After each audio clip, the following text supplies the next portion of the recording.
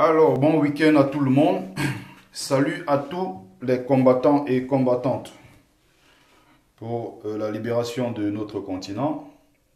Salut à tous les braves combattants et combattantes du Cameroun. On va pas s'empêcher de dire non au hold-up électoral au Cameroun.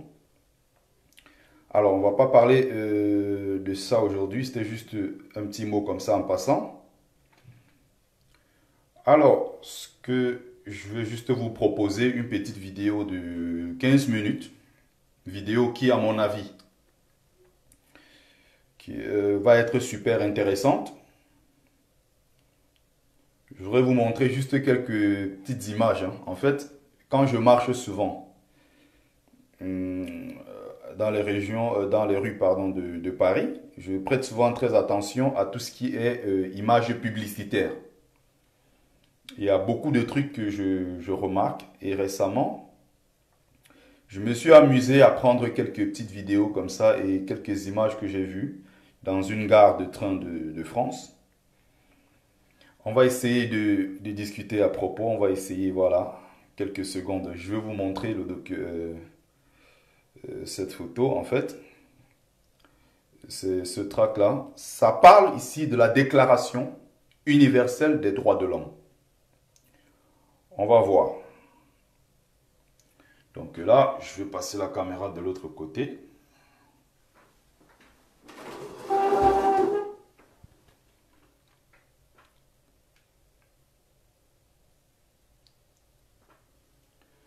Alors, vous voyez là.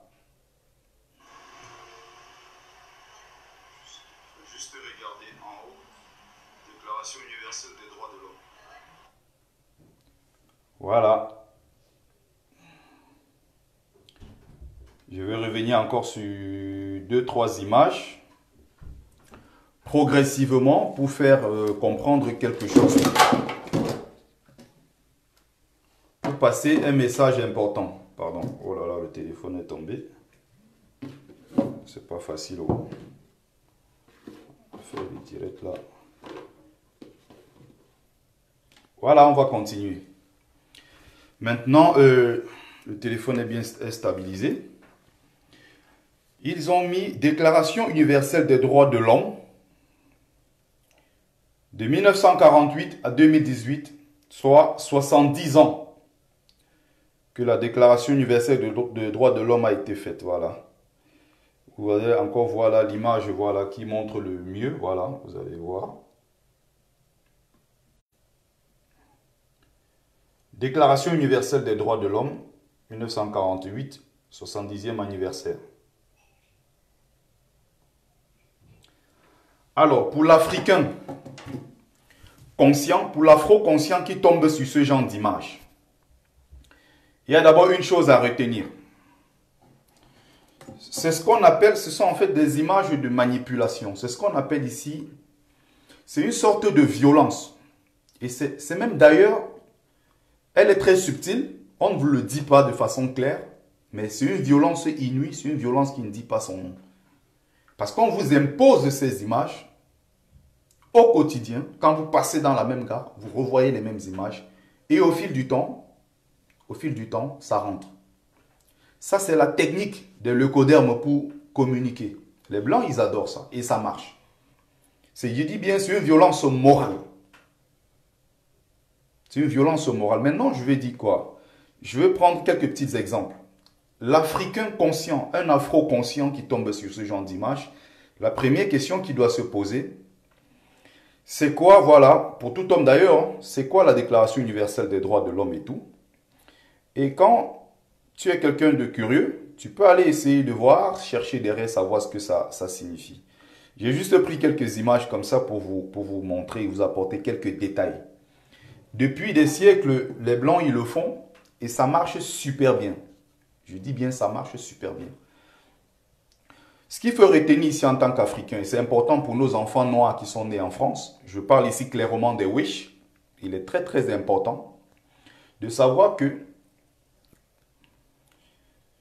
la première, voilà, pour tout Africain d'ailleurs, ça dit que la toute première Déclaration universelle des droits de l'homme d'ailleurs, C'était le texte fondateur. Vous allez bien voir sur d'autres images que je vais vous montrer. Il parle de texte fondateur de la Déclaration universelle. C'était le texte fondateur d'ailleurs qui faisait partie de la Constitution du Mali en 1236. Donc ici, on est au début du XIIIe siècle. L'Africain avait déjà pensé à tout ça. L'Africain vivait dans des royaumes, des empires qui avaient une constitution. L'Africain avait déjà bâti les civilisations les plus brillantes de notre histoire.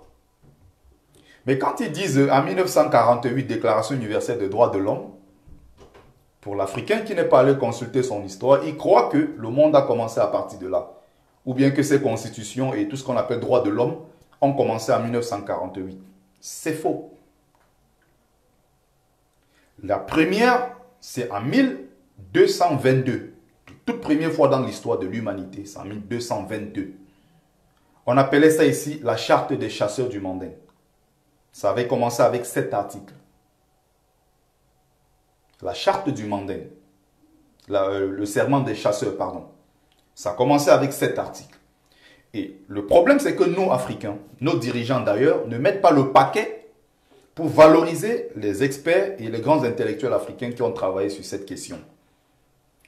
En ce qui concerne le serment des chasseurs ici, et surtout particulièrement ici, les sociétés secrètes, les grandes confréries du Manding, il y a un intellectuel africain qui a travaillé sur la question qui s'appelait Wakami Soko. L'Afrique n'a jamais rendu hommage à ces gens. Et leurs travaux ont presque disparu. Heureusement, il y a par la suite un autre encore qui est arrivé au nom de Youssouf Tata Cissé, grand expert des confréries Manding. Il était d'ailleurs lui-même un grand initié qui a travaillé sur ces questions et qui avait prêté serment à Sanane et Contron, comme ils disent dans leur société secrète. Il faut prêter serment pour faire partie de ces grandes sociétés secrètes. L'Afrique l'a rejeté, comme on a d'ailleurs rejeté beaucoup d'autres intellectuels. Je ne sais pas pourquoi ce problème perdure chez nous. Je ne sais pas pourquoi jusqu'aujourd'hui ça continue. Malheureusement, leurs travaux n'ont pas été vulgarisés. Ce sont les Blancs qu'on déteste bien, qu'on dit des mauvaises choses des Blancs. Au quotidien, on dit ils sont à l'origine de notre malheur, même si en partie c'est vrai. Ce sont finalement les adversaires qui viennent prendre, qui ont récupéré tous les travaux de Youssouf Tata Cissé et des autres penseurs pour conserver chez eux. D'ailleurs, ils ont présenté juste une petite partie de leurs travaux, mais l'essentiel même des travaux n'ont pas été révélés au grand public. Et c'est comme ça qu'à travers ces travaux, ils pourront tôt ou tard, si ce n'est déjà fait, pénétrer au plus profond dans les sociétés secrètes africaines. Ils maîtrisent tellement de choses sur notre continent, pourtant nous-mêmes on s'en fout. Que font les dirigeants africains? Pourquoi les dirigeants africains n'ont pas pris le soin de vulgariser ces connaissances, surtout de mettre en avant ces penseurs et ces intellectuels qui ont travaillé sur la question. Donc, ça avait commencé, juste pour vous rappeler que cette déclaration universelle des droits de l'homme ne vient pas, c'est pas une déclaration, comme on dit, ex nihilo, ça vient de quelque part. Ils se sont tout simplement fondés sur ce que les Africains avaient déjà fait pour faire ce qu'ils appellent aujourd'hui le texte fondateur, Déclaration universelle des droits de l'homme. Ça a existé bien sûr en Afrique. Je parle ici de 1222 avec 7 premiers textes. Et parmi tout ce que vous allez lire par la suite, comme ils disent ici, le premier texte, ils vont dire, la première charte, tous les êtres humains sont nés libres, égaux et dignes, et en dignité et en droit et autres. Ça fait partie des premiers textes de la confrérie des chasseurs du Manding. Ils avaient 7 chartes à l'époque. Deuxième, ils vont encore dire ceci. Ils vont dire tout tort commis à un individu doit être réparé. Et tout ça, vous avez ça dans les textes, ce qu'ils ont appelé les textes fondateurs, déclaration des droits universels des droits de l'homme. Il y a tout à l'intérieur. Sauf que l'Africain, on ne l'a pas vulgarisé. Comme il y a malheureusement ou bien heureusement chez nous, cette culture du secret qui consiste à garder tout dans les grands temples. Parfois, ça peut être un avantage, mais je pense que jusqu'aujourd'hui, ça va être, au jour d'aujourd'hui, c'est plutôt un handicap pour nous. Donc voilà, malheureusement, les dirigeants africains qui n'ont pas fait leur travail. Moi, je le rappelle juste, hein, pour ceux qui le connaissent déjà, ça c'est important, je ne vous apprends rien. Mais pour ceux qui viennent de le découvrir, il faut essayer de partager au maximum cette petite vidéo. Il faut partager au maximum pour que les autres puissent... voilà. Il ne faut pas qu'ils disent qu'ils n'étaient pas au courant. Ça, c'est important de retourner dans l'histoire et revaloriser nos ancêtres. Il ne faut pas qu'on raconte aux enfants noirs qui sont nés en France, aux enfants noirs nés en France, qu'ils sont juste descendants des esclaves, ils sont descendants de gens qui vendaient leurs enfants, ils sont descendants des gens qui ont vécu dans la brousse et qui vivaient de la chasse et de la cueillette. Qu'on ne rappelle pas aux enfants ici, noirs de France, que leurs ancêtres n'ont jamais rien apporté dans l'histoire de l'humanité. C'est pour ça que l'histoire, elle est importante. C'est pour ça qu'on dit qu'un peuple qui ne connaît pas son histoire est condamné à la revivre.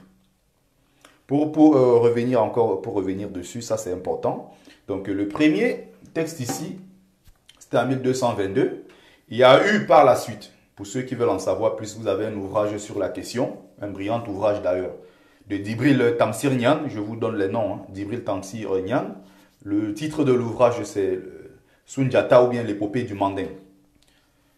Vous allez voir à l'intérieur où il raconte l'histoire des grands griots, il parle de Bala Faseke et tout, il parle de la guerre qui avait opposé Soumaoro Kanté à Soundiata Keïta. Et c'est après cette grande bataille qui s'était passée à Kirina, qui s'est soldée d'ailleurs par la victoire de Soumaoro Kanté, qu'en 1236, ils vont maintenant faire une autre... En fait, ce n'est pas une autre charte. Elle s'inspire de la charte d'abord du serment des chasseurs de 1222. Il y aura un amendement pour augmenter d'autres articles, bien sûr. Ça va passer de 7 articles à 44 articles. Donc, au fil du temps, ils vont améliorer, ils vont modifier, ils vont améliorer. C'est pour ça qu'on parle de... C'est pour ça qu'on dit que la toute première déclaration universelle des droits de l'homme, ce n'est pas en 1948, comme les leucodermes tentent de nous montrer ici. Mais la toute première déclaration universelle des droits de l'homme, ça se fait.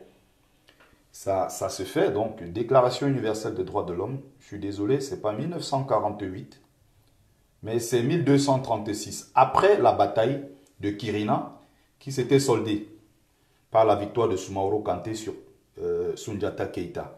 C'est après qu'ils vont donc mettre, bien sûr, c'est aussi par écrit. Il ne faut pas qu'on dise que les Africains ne savent pas écrire, ils ont plutôt une histoire orale. Ça, c'est les textes fondateurs, les tout premiers. Ça, c'est important pour l'Africain de comprendre ça. Il est très important de comprendre ça. Donc, vous allez voir tous ces textes, tous les êtres humains naissent libres, égaux, en droit, en dignité et en droit. Ils sont doués de raison, de conscience et doivent agir les uns envers les autres dans un esprit de fraternité. C'est très beau d'ailleurs, mais sauf que ça s'inspire. Vous allez voir, il y a une partie ici où, voilà, il dit ceci clairement. Il faut lire, hein. Où commence le droit universel après tout? Ce qu'ils ne veulent pas dire ici, bon, le texte est très beau, hein, il commence près de chez soi, en des lieux si proches et si petits qu'on ne peut les voir. Bon, il vaut mieux dire que ça a commencé en Afrique. Comme c'est des experts en falsification historique, il y a tellement de choses qu'ils font. Ça dit qu'ils pensent le monde à travers le prisme occidental. C'est ce qu'on a appelé... on parle ici, il y a un terme qu'on utilise pour qualifier ici les européocentristes qui voient tout à travers l'Occident. C'est pour ça qu'on parle de l'occidentalité exclusive de toute chose.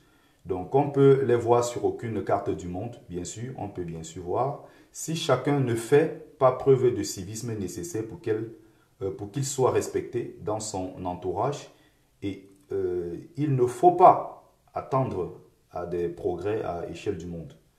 En fait, le texte est de Eleanor Roosevelt et autres. Donc, en réalité, ici, ils font exprès de ne pas parler de l'Afrique. Ils auraient pu dire de façon claire que ce texte est juste un copier-coller de ce qui a déjà existé chez nous. À savoir ici en 1236, avec ce qu'on appelle, c'est ce qu'on appelait le Kurokan Fugan. Le Kurokan Fugan ici, à ne pas confondre avec le serment des chasseurs. Le serment des chasseurs, c'était en 1222, avec les sept premiers textes. Et par la suite, maintenant, comme j'ai bien rappelé ici, il y a eu une bataille entre les deux.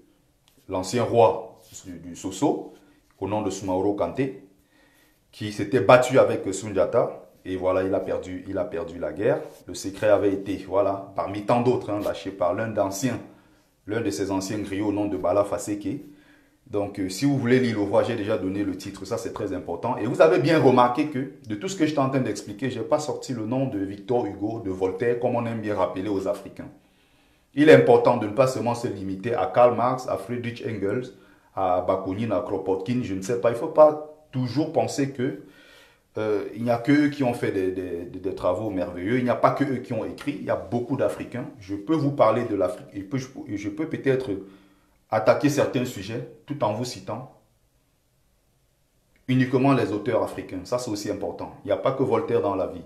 D'ailleurs, l'un des plus grands vendeurs d'esclaves, quelqu'un qui avait misé toute son économie, il avait investi toute son économie dans la vente d'esclaves. C'est lui qu'on valorise malheureusement en Europe et on voit nos enfants au quotidien réciter Voltaire. Il y a même les Africains qui se permettent de donner le nom de Voltaire à leurs enfants.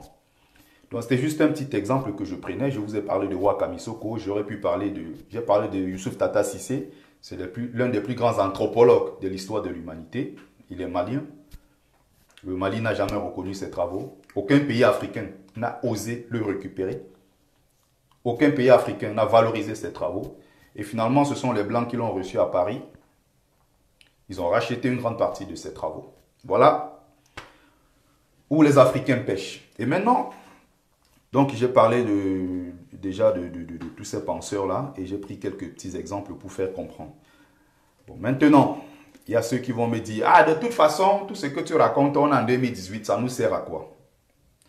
Je vais vous dire à quoi ça sert. Il est très important d'avoir en face, vous prenez deux enfants par exemple. Un enfant blanc à qui on rappelle que son ancêtre, c'est Napoléon, le grand conquérant. Son ancêtre, c'est Charles de Gaulle. Le grand, il y a même d'ailleurs récemment, vous avez vu l'élection Miss France, où une Antillaise, descendant d'esclaves, une afro-descendante, qui dit clairement à la télé qu'elle aime la personnalité, la plus grande personnalité dans l'histoire de France, avec qui elle souhaiterait prendre un déjeuner, c'est Charles de Gaulle. Parce que Charles de Gaulle a fait la guerre et il a vaincu les peuples faibles. Et c'est grâce à cette guerre qu'il a pu remonter l'économie de la grande France d'aujourd'hui. Ça, c'est très, très grave. Je dis, ça, c'est très grave.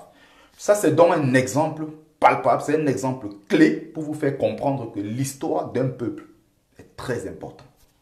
Parce que cette sœur qui a tenu ce discours ce jour-là devant des millions de gens qui regardaient à la télé, des millions de gens, si on lui avait appris dès le bas âge en tant qu'antillaise qu'elle est issue d'un continent, qu'elle est issue de la grandeur, qu'elle est issue d'une Afrique qui était prospère.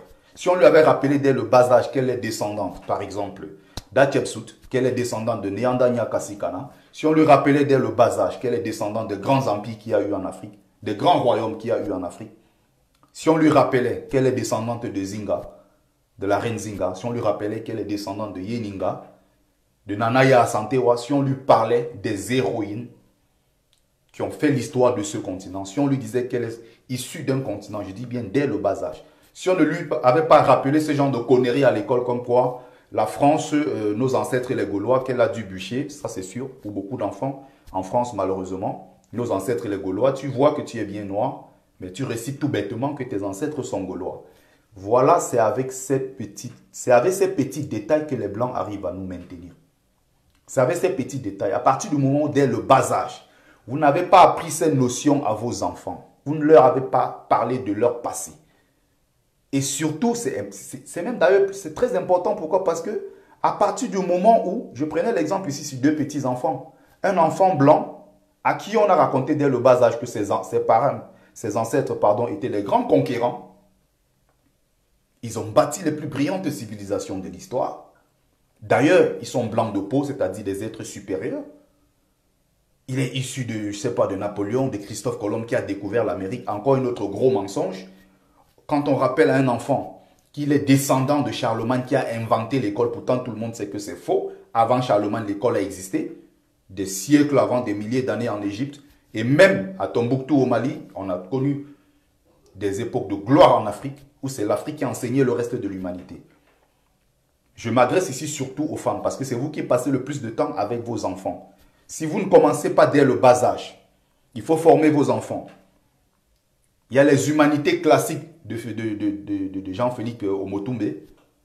Il faut commencer par là. Ce travail doit être fait en amont, avant que les enfants ne grandissent. Notre sœur martiniquaise qui est passée et qui dit qu'elle est fière du général de Gaulle, ce n'est pas de sa faute. Elle est née, elle a grandi, ses parents lui ont dit de toute façon, tu n'as pas les origines africaines, tu es bretonne. Et voilà les conséquences. Si vous pouvez savoir comment ça a choqué le monde noir, qu'elle valorise le général de Gaulle parce qu'il allait gagner la guerre pour remonter l'économie de la France. C'est très grave. C'est pour ça que ce travail doit être fait. Pour ceux qui me disent souvent que tu peux chercher les trucs dans l'histoire loin, on est en 2018. À quoi ça peut nous servir en 2018? Mais non, c'est très important. Pourquoi on doit enseigner une histoire de il y a peut-être 400, 500 ans aujourd'hui aux enfants, pourtant on est en 2018? Posez-vous des questions. Quand à un enfant, on a rappelé tout ceci dès le bas âge, en tant que noir, on te dit que ton ancêtre n'était qu'un vendeur d'esclaves, il livrait ses enfants à des animaux, il faisait des sacrifices humains, il vivait dans la saleté, il savait juste faire une chose, coucher avec les femmes à longueur de journée, il avait des enfants partout dont il ne connaissait même pas les noms.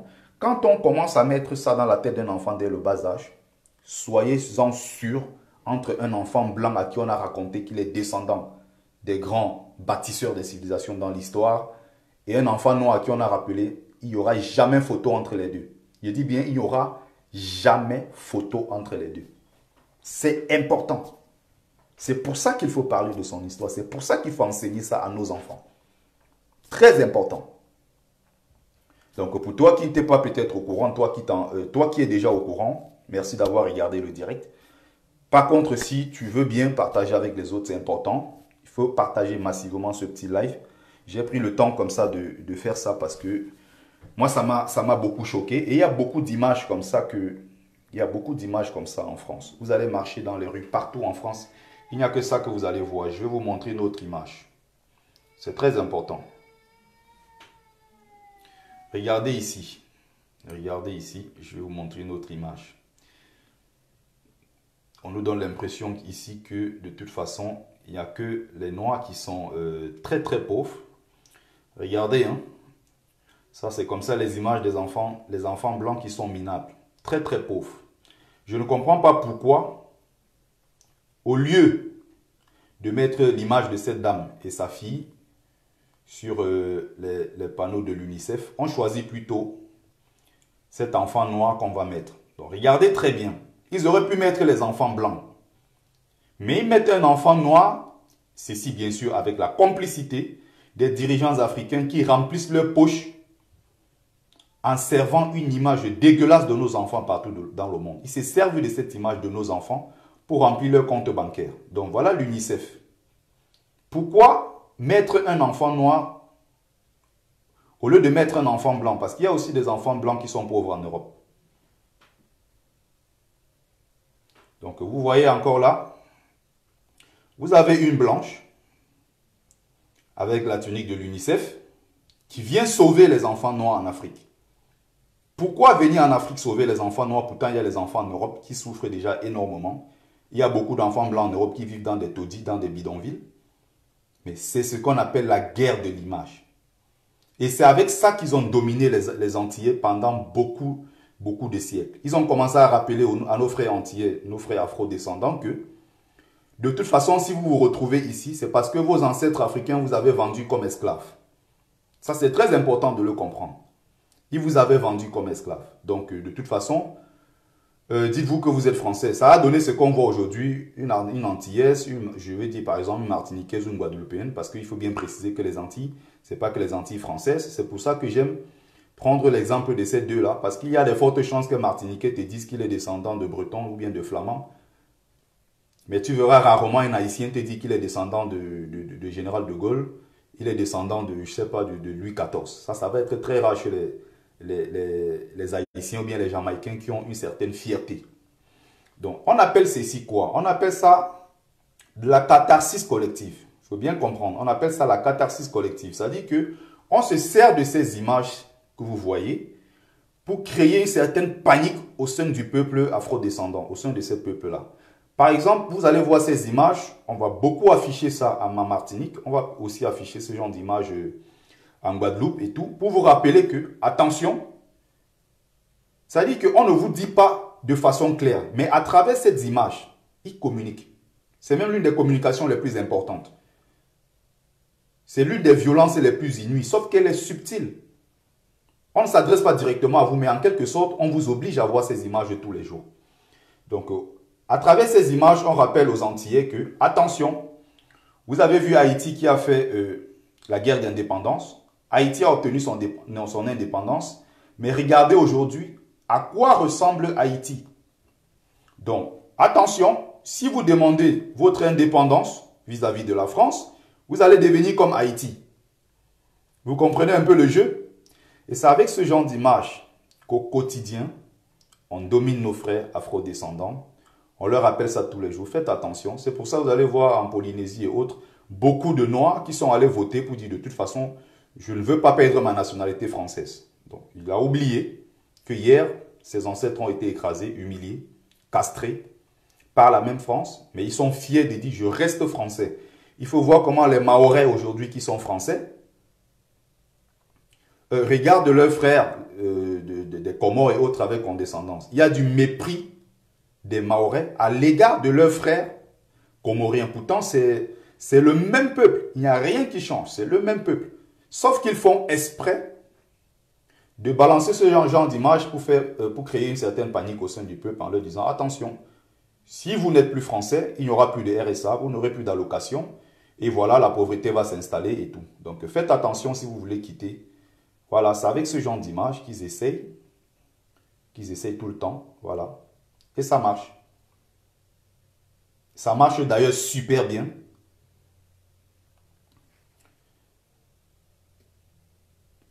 C'est pour ça que moi j'ai tenu, voilà, à faire ce petit direct pour vous le rappeler. Il y a une autre image récemment encore que j'ai vue comme ça. Et avant que je ne pense même passer à côté de l'image, il y a un noir qui est passé avant moi.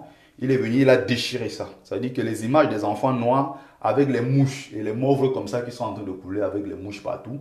Et il y avait une blanche à côté qui est venue offrir un cadeau. Et vous voyez ce genre d'image partout en France. Il y a les noirs qui voient même ce genre d'image, ils passent, ils ne se posent jamais de questions.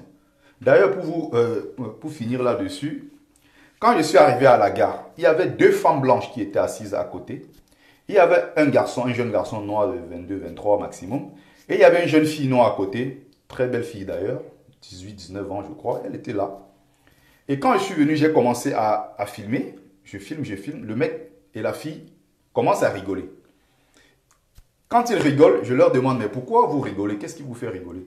On me dit, bah non, vous débarquez comme ça, vous filmez des trucs dans la gare, je ne sais pas trop pourquoi vous faites ça. Je dis, bah non. Je vais vous expliquer pourquoi je prends ça en image. Elle me dit, ah bon? Mais ça sert à quoi tout ça? J'ai donc commencé à expliquer. Écoutez bien.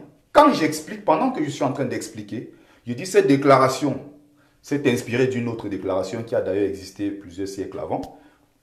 Pour vous prendre un autre exemple, j'allais oublier. Vous voyez en France aujourd'hui ce qu'ils appellent la tombe du soldat inconnu. Bon, je peux parler de ça juste après. Il faut que je finisse d'abord. Quand je suis arrivé, j'ai donc vu, je me suis dit, waouh, ces enfants. Et les deux blanches qui étaient juste à côté, au moment où j'ai commencé à parler, Déclaration universelle des droits de l'homme, regardez bien la différence qu'il y a entre eux et nous. C'est malheureux de le dire, mais c'est la vérité. Regardez la différence qu'il y a entre eux et nous. Les deux blanches qui étaient juste à côté, elles ont retiré les écouteurs, elles ont commencé à m'écouter. Et quand je parlais de blancs, les blancs ont fait si je ne me cachais pas pour dire les blancs. Je n'étais pas obligé de dire les leucodermes comme si je contournais. Parce que quand il veut dire les noirs ou les nègres, il ne se cache pas pour le dire. Et quand je dis blanc ici, ce n'est pas une insulte. J'ai donc essayé d'expliquer. Elles étaient attentives. Et la sœur qui était à côté, ma sœur noire, quand j'ai commencé à parler, vu qu'il s'agit de l'histoire de l'Afrique, elle aurait même pu être curieuse.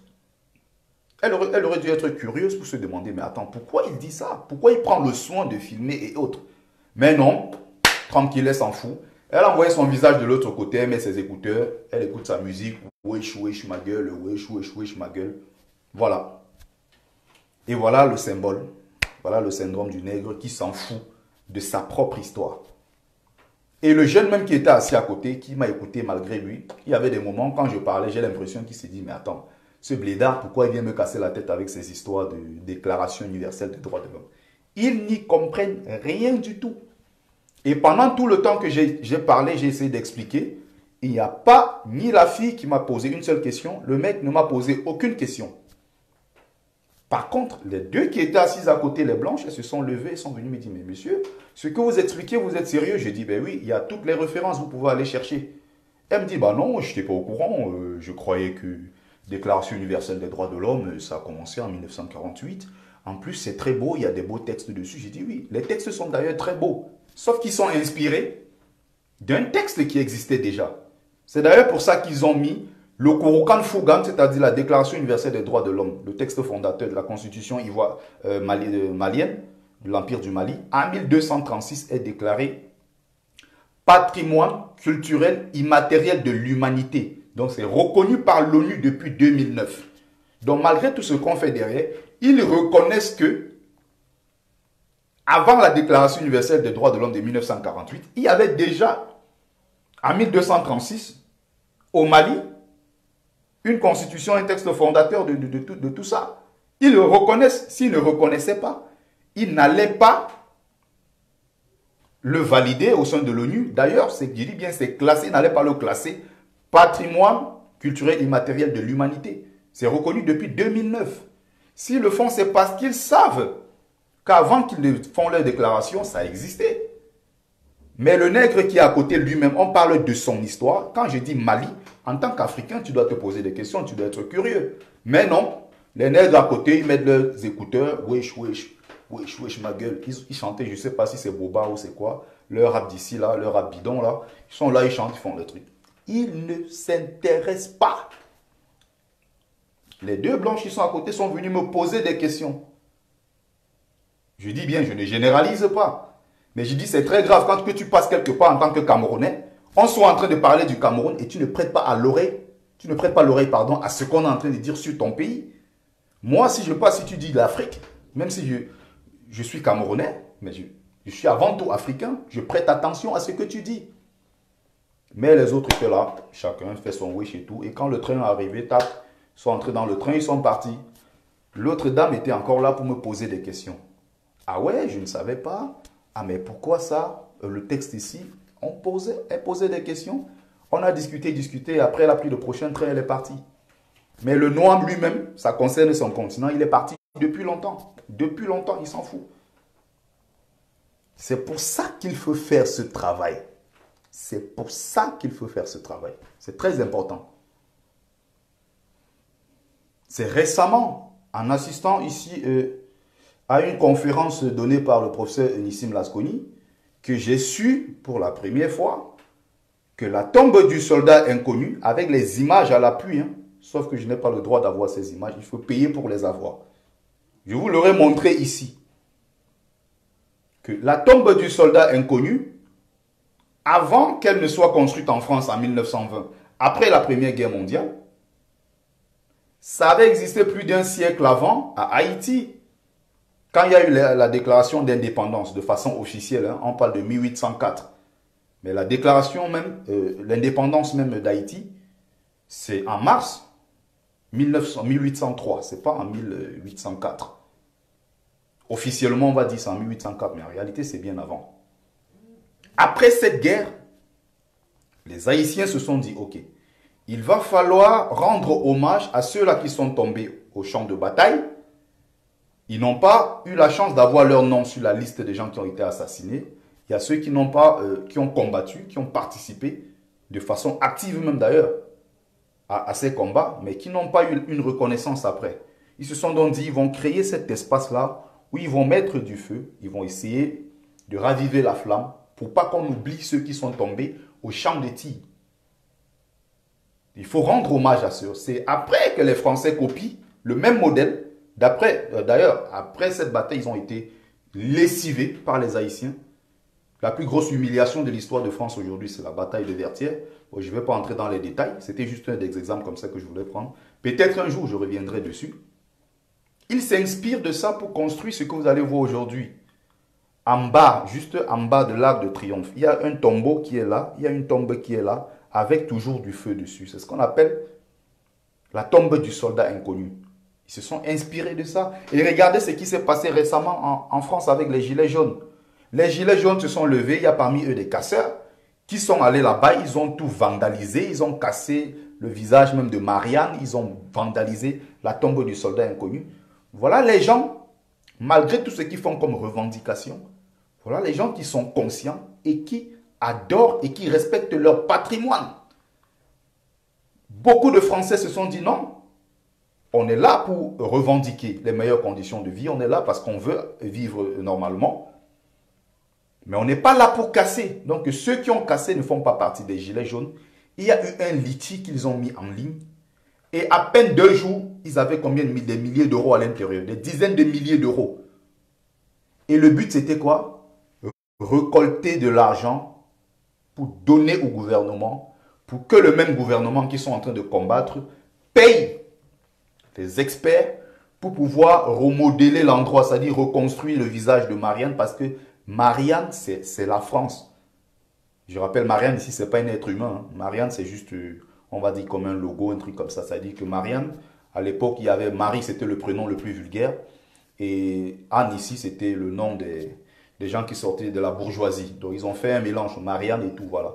Marianne, c'est plus un truc comme...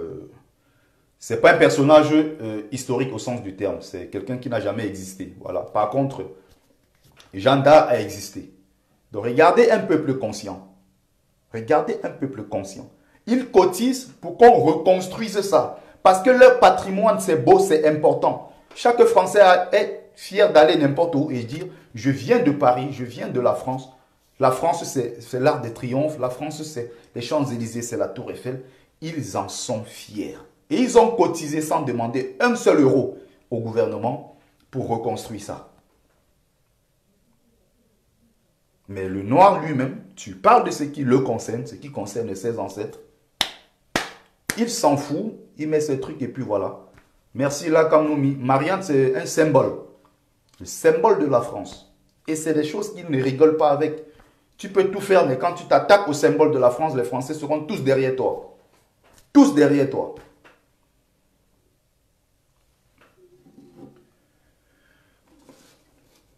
C'est important pour nos enfants noirs qui sont nés en France de s'approprier cette partie de l'histoire qui est importante pour eux. Il ne faut pas qu'on leur rappelle que non, vous êtes descendants des anciens Africains, tout ça, voilà, comme on dit ici, des migrants, vous êtes les enfants, les descendants d'immigrés qui viennent profiter,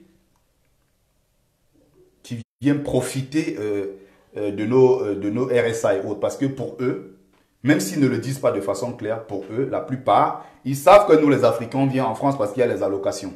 On vient pour manger leurs allocations. C'est comme ça qu'ils disent. Une autre m'a dit ça dans le train récemment, que je viens profiter de la France. Et quand je lui ai répondu en disant que la même France s'est construite avec l'argent de mon continent et surtout de mon pays, le Cameroun, elle a commencé à pleurer. La première a pleuré. Pourtant, moi, je n'ai pas pleuré. Bien que la France ait niqué mes ancêtres pendant des siècles, je n'ai pas pleuré. Mais elle, pour peu que je lui dise ça, elle pleurait. Parce que c'est des gens qui adorent tellement leur pays. C'est des chauvins, comme on dit. Le chauvinisme à la française. C'est pour ça qu'il est important que les enfants noirs de France, surtout les parents, c'est pour ça que j'ai parlé des femmes ici, les humanités classiques africaines, achetez, allez à la librairie Taméry, dans le 10e arrondissement de Paris, 19 rue Chalet, au métro Belleville. Allez là-bas, il y a des ouvrages que vous allez acheter et commencer à imposer cette lecture-là, imposer ça à vos enfants dès le bas âge. Qu'ils ne grandissent pas en pensant que la France, c'est uniquement un pays de blancs, mais qu'ils sachent que les Noirs ont participé de façon active à l'essor de la France. Les Noirs ont participé. Les mairies que vous voyez en France, les repas que nous avons aujourd'hui dans les écoles, même si petit à petit c'est devenu payant, c'est l'œuvre d'un Noir au nom de Raphaël Élysée. Il y a eu tellement de Noirs qui ont apporté leur pierre à l'édifice. Il y a tellement de Noirs dans l'histoire de France. Et c'est ça qu'il faut enseigner à nos enfants. Il faut leur rappeler qu'ils ont leur place dans cette République et qu'ils ne sont pas tout simplement descendants des migrants qui viennent profiter des RSA, qui viennent profiter des allocations. Non, il y a des Noirs qui travaillent. Il faut leur parler de l'histoire de Rose Dieng, qui est une sœur sénégalaise, qui est à l'origine aujourd'hui du système de téléguidage des trains, le système pour guider les trains à distance. C'était une grande experte en la matière. Tout ce qui roule là aujourd'hui, c'est grâce à elle.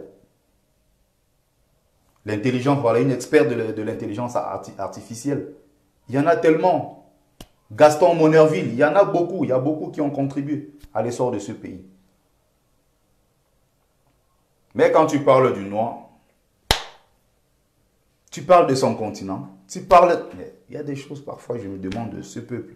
Parfois, j'ai envie de croire que le noir est vendu. Parfois, j'ai envie de comprendre que le noir est perdu. Il y a des choses que je ne comprends pas. Voilà, c'était juste un tout petit message que je voulais passer pour aujourd'hui. Je reviendrai peut-être plus tard avec un direct sur le hold-up électoral au Cameroun.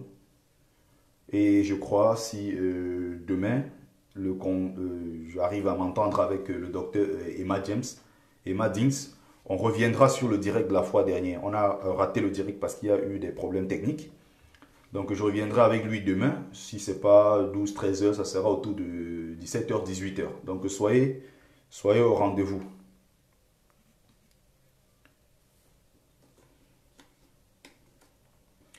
Merci d'avoir pris le temps de regarder le live. Je vais devoir arrêter. C'était juste un petit direct important que je voulais faire, que j'ai fait. Voilà. C'est ce petit direct importantissime que je voulais faire sur les images qu'on diffuse un peu partout en France. Voilà. Merci à tous ceux qui ont pris le temps de suivre et surtout prenez le soin de partager au maximum. Ça c'est important. Partager au maximum. Estrella Brio, ça j'espère que tu vas bien.